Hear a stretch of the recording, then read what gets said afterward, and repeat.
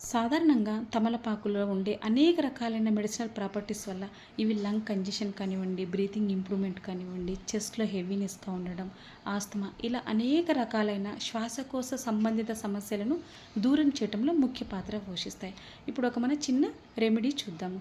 3 లేదా 4 తమలపాకులు, 5 వెల్లుల్లి రెబ్బలు, ఒక చిన్న అల్లం ముక్క, 2 టేబుల్ స్పూన్ల హనీ మనకిక్కడ అవసరం అవుతుంది. ముందుగా హనీ వదిలి మిగిలిన పదార్థాలన్నీ కూడా ఒక కల్వంలో వేసుకొని క్రష్ చేసుకోవాలి. ఇక్కడ మనం మిక్సీ వాడకూడదు.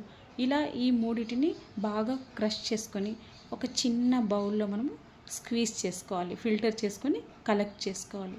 తర్వాత ఈ కలెక్ట్ అయిన ఈ కంటెంట్లో 2 టేబుల్ స్పూన్ల హనీ వేసుకొని మనము మొత్తం ఈ కంటెంట్ను ఒకేసారి తీసుకోవాలి. ఇలా మనం వారంలో 3 రోజులు తీసుకోవాలి. ఇక్కడ వారంలో 3 రోజులు అంటే కంటిన్యూస్గా 3 డేస్ కాదు, మనం రోజు విడిచి రోజు అలా వారంలో 3 రోజులు తీసుకోవాల్సి ఉంటుంది. మీరు ఇలా తీసుకున్న తర్వాత కొంతవరకు మీరు ఫలితాన్ని నోటీస్ చేసినట్లయితే మీరు ఈ విధంగా ఇదే ప్రక్రియను ఫర్దర్గా 2 లేదా 3 నెలలు కొనసాగించవచ్చు. దీనివల్ల ఇంకా మంచి ఫలితాలు దొరుకుతాయి.